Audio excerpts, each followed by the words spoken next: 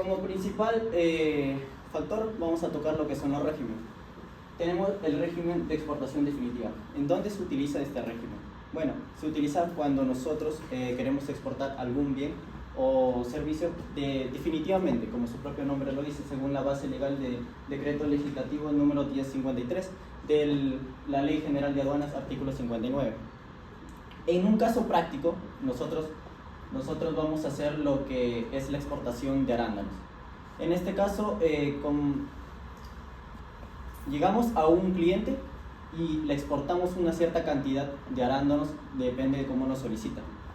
Para ello tiene algunos requisitos, lo que son el registro de como exportador, tener un RUC activo, declaración aduanera de mercancías, o sea, la DAM, factura comercial con valor FOB y un país destino, documentación de transporte, ya sea una guía aérea o un conocimiento de embarque, y un certificado de origen. Pero en este caso, si es que nosotros, si es que el importador quiere atenerse a lo que es el dashboard, ya tendría que ser otro, pero ahí lo voy a explicar más adelante. Ahora, exportación temporal para una reimportación en el mismo estado. La gran pregunta es, ¿cómo nosotros queremos llegar a una feria internacional? ¿O qué régimen utilizo para ir a una feria internacional? O para poder nosotros llevar una cierta cantidad de nuestro producto para que el importador pueda conocer nuestra calidad del producto que estamos exportando. Precisamente en eso utilizamos el régimen de importación temporal. Ahora, ¿qué requisitos se piden? Bueno, básicamente casi es lo mismo.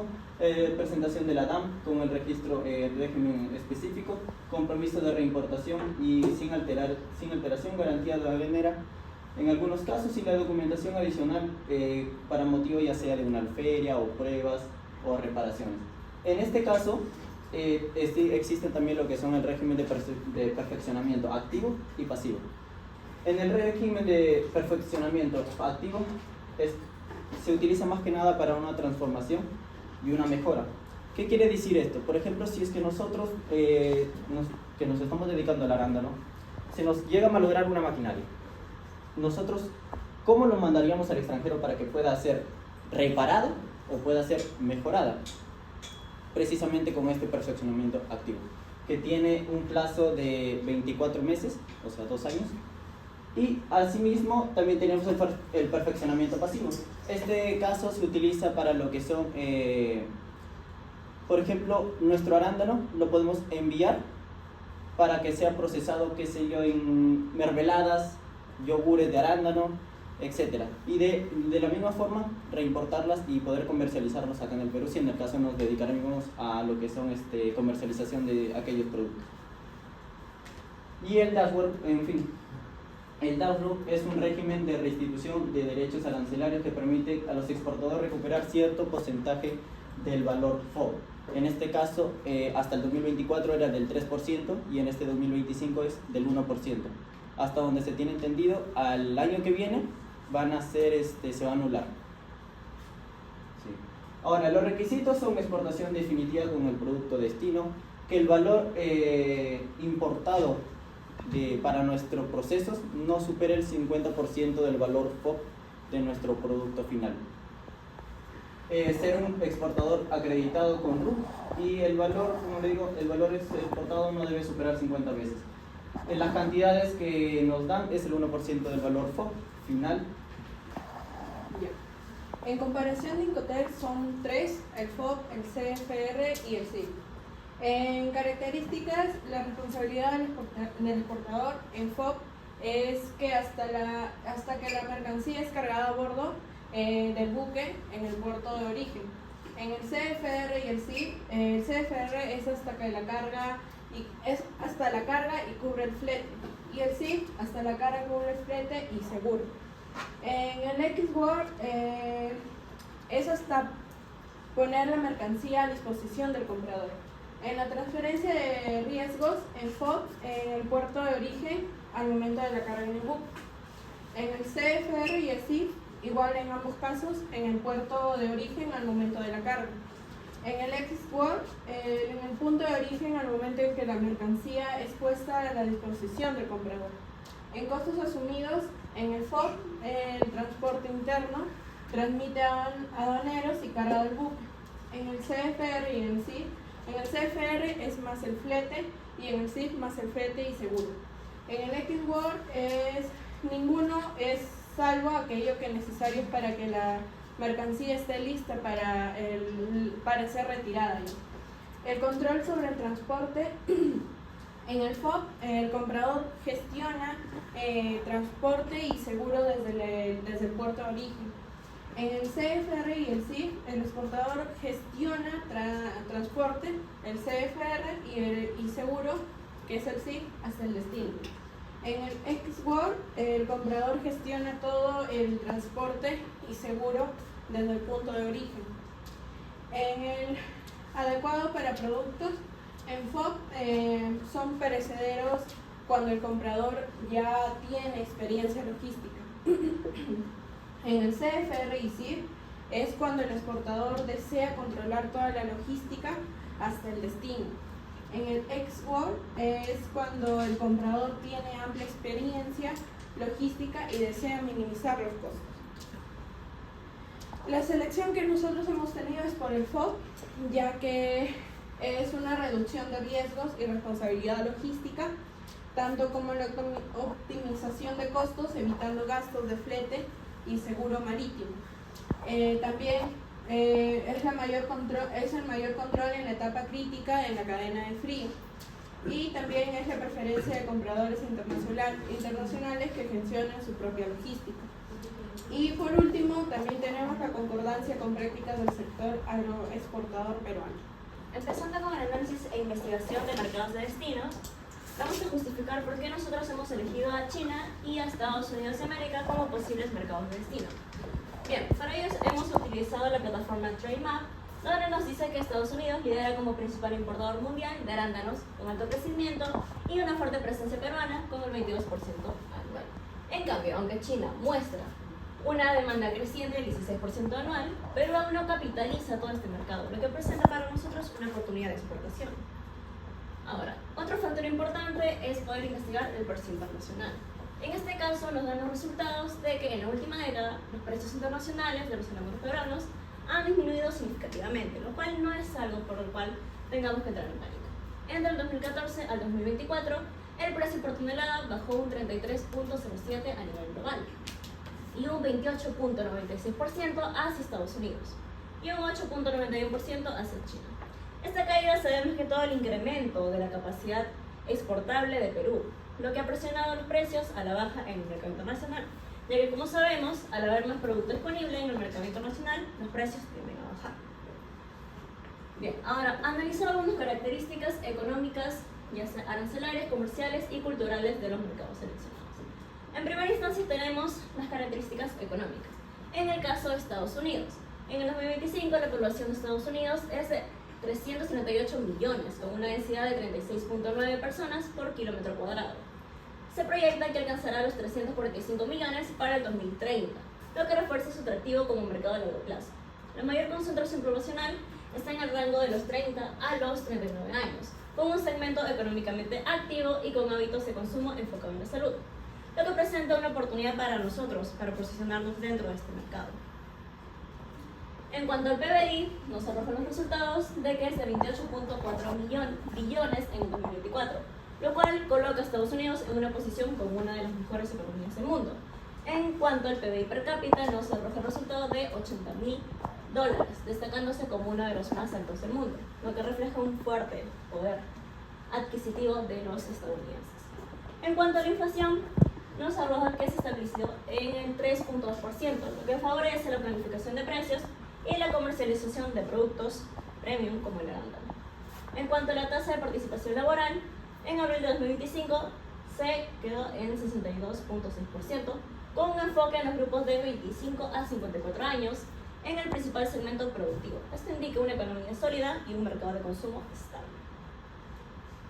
En cuanto a China, en las características económicas nos dice que la población es de 1.400 millones en el 2025, lo cual sigue siendo un mercado bastante claro, aunque se proyecta una ligera reducción de la población para el 2030.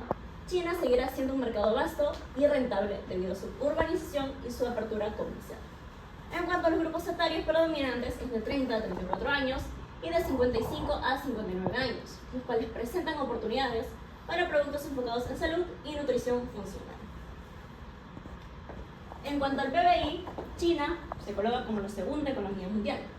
Alcanzó un PBI de 18.5 billones en el 2024, con un crecimiento constante del 5%.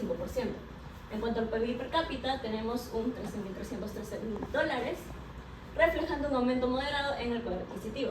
En cuanto a la inflación, nos dice que es una muy baja, 0.2%, lo que favorece a los exportadores en cuanto a los costos logísticos y demás. En cuanto a la tasa de participación laboral, es del 65.39%. Esto quiere decir que China tiene una fuerza laboral bastante activa y también un mercado de consumo potencial robusto.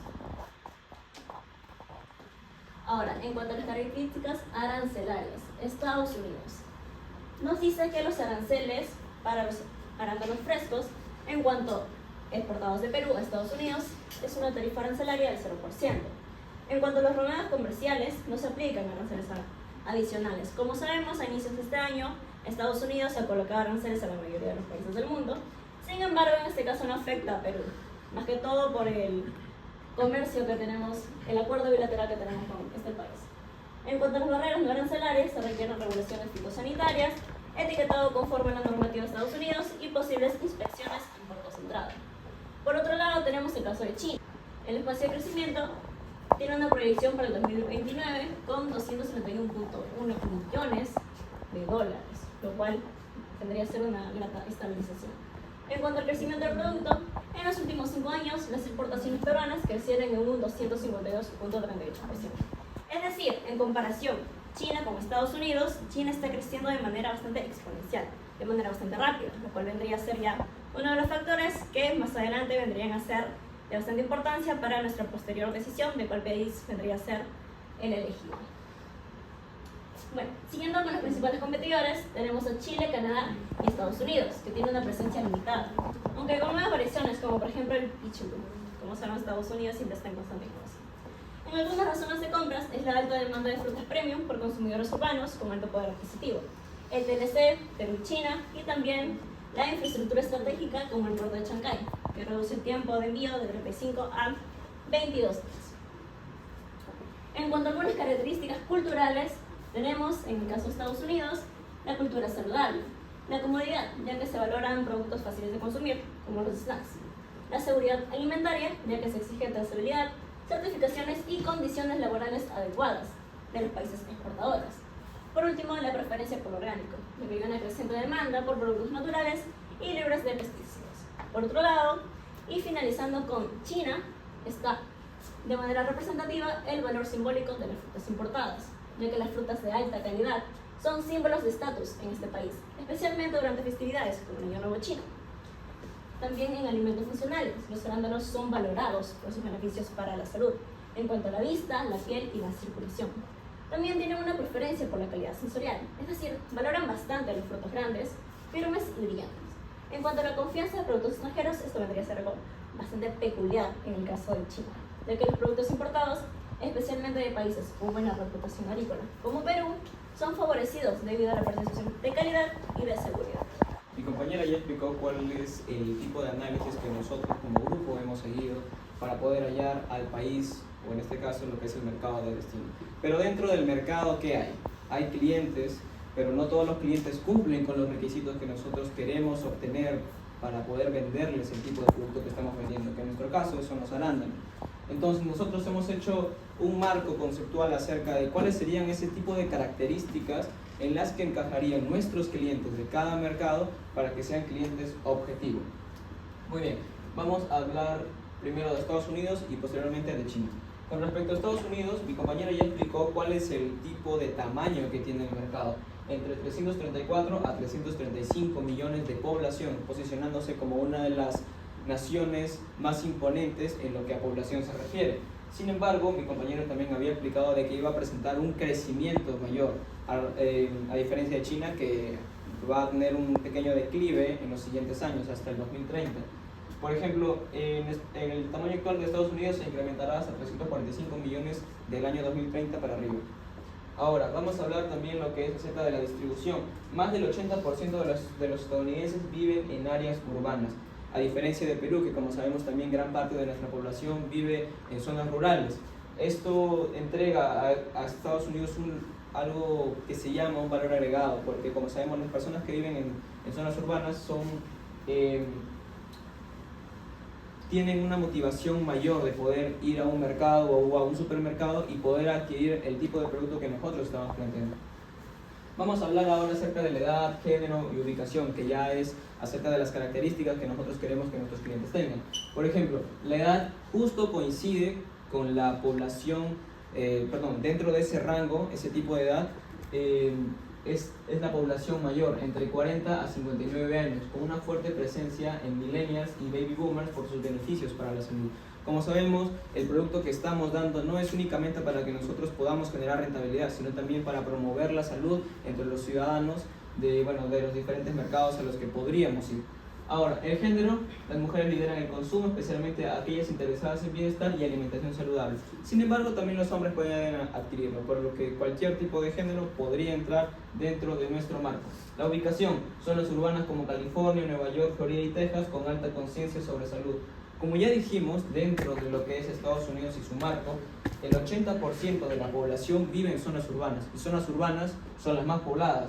Nueva York, Florida y Texas liderando con alta demanda de este tipo de productos. ¿Qué tipo de hábitos de compra queremos que nuestros clientes posean? Bueno, que prefieran arándanos frescos con apariencia y tamaño uniforme, que es a lo que nosotros les vamos a brindar.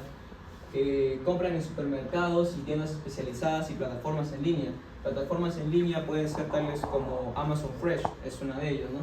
Ahora también, ¿qué otro tipo de hábito de compra? Bueno, que valoren las certificaciones de calidad y sostenibilidad. Yo creo que es más confiable que nosotros lleguemos a un supermercado y que veamos tal vez arándanos ahí nada más en un pequeño puestito, a que veamos un frasco de arándanos que sea certificado.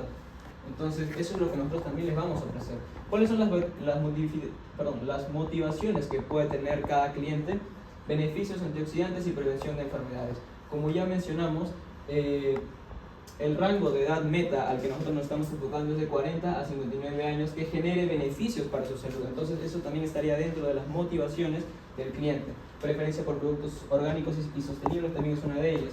Y bueno, la educación e ingresos, un mayor consumo en personas con educación universitaria e ingresos superiores a $75,000 anuales. ¿Sí? Bueno, las necesidades y preferencias. Bueno, lo primero es que los clientes busquen calidad. Yo creo que la mayoría de nosotros, antes que buscar un producto que sea tal vez no tan barato, buscamos lo que es la calidad, por lo que los estadounidenses que tal vez pueden permitirse un gasto mayor, busquen la calidad. Ahora también lo que es la seguridad, regulaciones estrictas como la FDA y la USDA para asegurar la inocuidad. Disponibilidad, suministro constante durante todo el año. Y la conveniencia, ¿no? Que prefieran envases prácticos y formatos listos para consumir. Todo esto nosotros lo tenemos. Todo esto es lo que nosotros les vamos a ofrecer a los clientes. Ahora, ¿cuáles son los canales de compra más utilizados? Como ya mencioné, uno de ellos puede ser Amazon Fresh o Intersharp, que son plataformas online. Pero también los clientes, al igual que nosotros que también vamos a supermercados y a mercados, ellos también tienen sus propios tipos de... Por ejemplo, Walmart, Kroger o Publix es algunos de los supermercados más populares en Estados Unidos y a los que nosotros podríamos llegar. Y como ya mencioné, en Nueva York, Texas y California, que son algunos de los puntos a los que podríamos llegar, tienen este tipo de mercados. Y también algunas tiendas naturales, ¿no? Como Full Sports o Sprouts. Siguiente, por favor. Ahora vamos a lo que es China. Nosotros ya hablamos acerca de los estadounidenses, ahora vamos a hablar acerca de China. ¿Qué tipo de características tienen que tener los chinos para que podamos venderles el producto? Bueno, lo siguiente. Primero es que sabemos que China tiene un valor un poco mayor que Estados Unidos, bueno, no un poco, ¿no? Hay una gran diferencia entre 335 millones y 1.4 billones. Entonces, China es un mercado bastante accesible con respecto al crecimiento poblacional. Sin embargo, ellos van a tener un pequeño declive hasta 2030, que va a tener 1.3 billones aproximadamente hasta 2030, como ya explicó mi compañero. Ahora, ¿cuáles son las características que el mercado chino tiene que tener para que lleguemos con esos productos? Un alto consumo entre adultos jóvenes de 25 a 45 años, que al igual que Estados Unidos, ese rango de edad es el mayor en el crecimiento poblacional. Ahora, el género, cualquiera. Nuestro producto no tiene una diferenciación. Pero las mujeres predominan en ese tipo de compras, ¿no? Como sabemos, las mujeres se cuidan más que los varones, ¿no? Entonces podemos enfocarnos tal vez un poco más en ellas. Ahora, la ubicación. Ciudades superpobladas como Beijing, Shanghái y Shenzhen, con consumidores de alto poder adquisitivo. Ahora vamos a ver acerca de lo que son los hábitos de compra. ¿Qué hábitos de compra tienen que tener los chinos para que les podamos vender?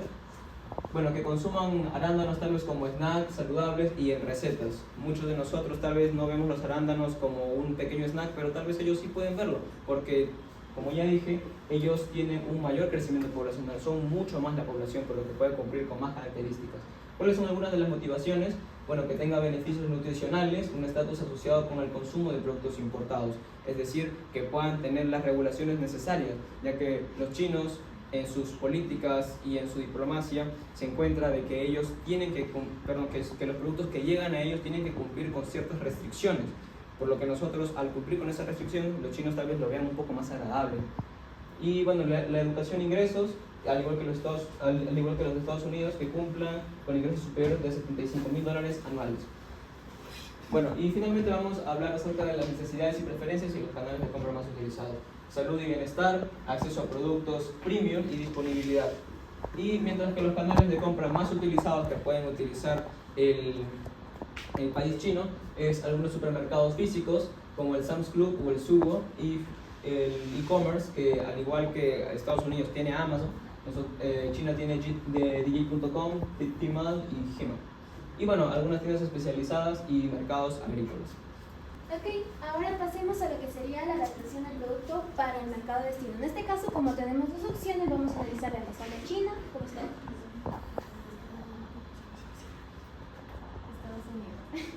Ok, empecemos por el empaque. De manera general tenemos tres etapas en lo que sería el empaque. Primero el empaque primario, el empaque secundario y la monitorización. En el empaque primario lo que nosotros tenemos que tener en cuenta es que se aplica este envase, es decir, un plancha transparente, el cual, como ustedes pueden ver, tiene forma de plancha de abanico y con una bisagra que permite el cierre hasta dos partes. En el caso del mercado de Estados Unidos hemos encontrado diferentes tamaños. Igualmente que nosotros vemos en gramos, pero ya serían onzas, por ejemplo. 125 gramos allá sería 4.4 onzas, el acá 170 gramos 6 onzas y así con cada uno. Ese sería un primer paso. El segundo paso sería colocar en el empaque secundario, es decir, en cajas reguladas, cada uno de estos planchas. Y como tercera etapa sería la monitorización. En este caso poner ya no solo esto en las cajas, y las cajas ya sería dentro de los palets para optimizar lo que sería el espacio y también reducir costos logísticos. Ahora, siguiendo con el empaque, pero ya desde una medida más específica tanto para Estados Unidos como para China, tenemos en lo que serían las regulaciones que nos proporcionan en la marca AccessMark, y hemos encontrado que sería lo que define las normas de presentación de conservación del producto, otra la que refuerza esto para mayor especificación de algunas cosas, y los requisitos generales serían que los envases, por ejemplo, los planchas estén nuevos, limpios y sobre todo tengan seguro. En este caso sería al cierre, no solo el cierre, también seguridad, que sea fresco. Asimismo, las etiquetas que se van a utilizar no tienen que ser tóxicas o algo parecido, sino que tienen que ser adecuadas para el contacto con alimentos. Asimismo está lo que sería la regulación de la Federación o de la Asociación de Alimentos y Medicamentos, y así como la Organización de la Comisión Alimentaria, donde se clasifican los envases, como he mencionado, que se llaman, entre comillas, sustancias de contactos con alimentos, en este caso de los arándanos. Supervisando así materiales como lo que serían plástico, papel, adhesivos. También está lo que regula las palets, las cajas, los barriles, por eso ese tema no vamos a tocar. En lo que sería la embalaje de madera también lo regula lo que sería la SENASA, y también como hay Estados Unidos, que sería la USDA. Como podemos ver, esto está regulado bajo la norma internacional de medidas fitosanitarias 15, donde se regula el uso de madera procesada. En este caso hay que tener mucho cuidado, y esto va tanto para Estados Unidos como China.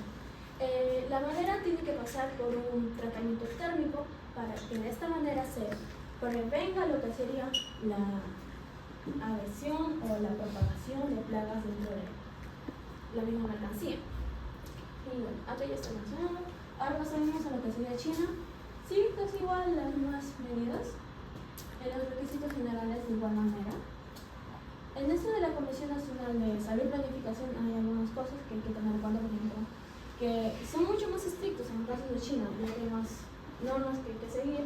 Asimismo, hay algunos materiales que necesitan con el control de alimentos y otros que no. Asimismo, hay una clasificación de aquellos materiales en los que está permitido su uso para los envases y de otros no. Este es el siguiente. En el caso del etiquetado, hay que tener en cuenta que, como nosotros vemos, en cualquier producto hay que tener el nombre del producto, el país de origen, el peso neto, el código de lote, la fecha de producción, la fecha de vencimiento, porque no me voy a comer algo que está vencido.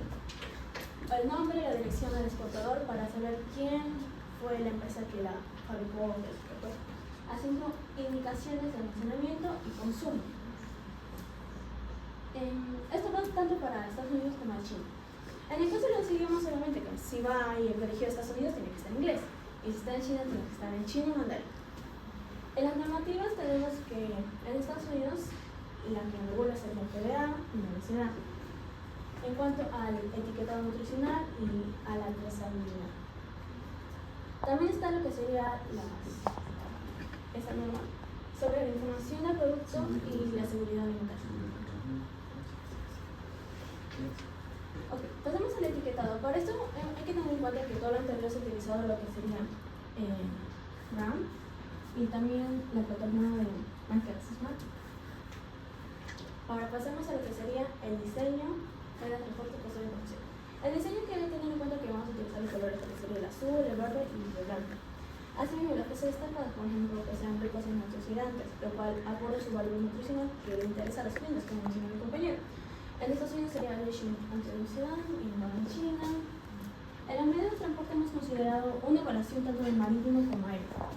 En el marítimo está lo que sería que es mucho más accesible, en el cambio aéreo es mucho más alto los costos.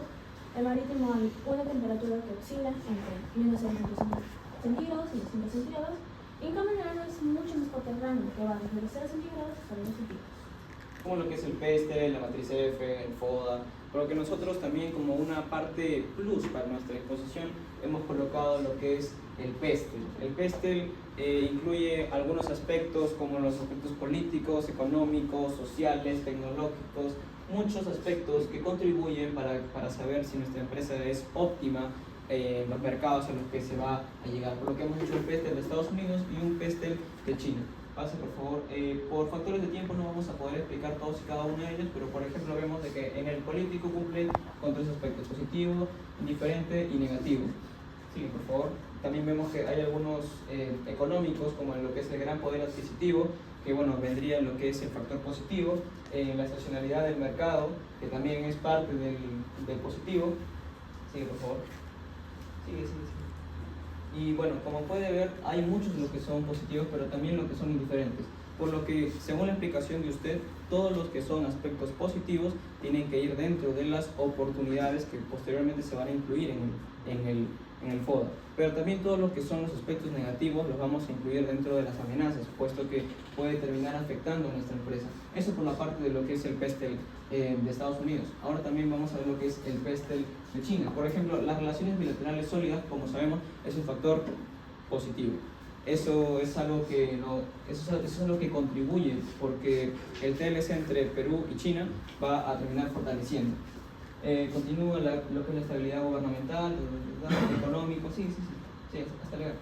Y bueno, como ya mencioné, todo lo que es positivo, oportunidades, y todo lo que es negativo, amenazas.